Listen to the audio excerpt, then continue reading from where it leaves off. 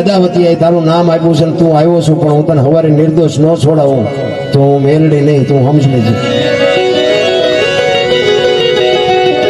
ભાદરની આંખમાંથી બાપુ ચોથા રાહુડા પડે છે કે માં છોડાય કે ન છોડાય, પણ હવે આમાં મારું તો બોલાઈ ગયું ને.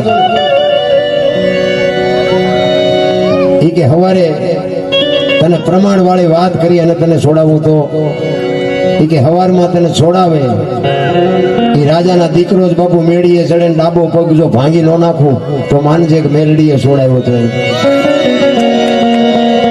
હવારમાં તને છોડાવ્યા પછી તું બહાર નીકળ અને ધોળી ગા તને હામે મળે તો માનજે કે મેલડીએ છોડાવ્યો. અને ગામના પાદરમાં પગને એક બાપુ દીકરી માથે પાણીની હેલ ભરીને હાલી આવતી હોય માનજે કે મેલડીએ તને છોડાયો. કે બસ માં મારે બીજા કોઈ પ્રમાણ જોતા નથી. હવારમાં નક્કી થયું કે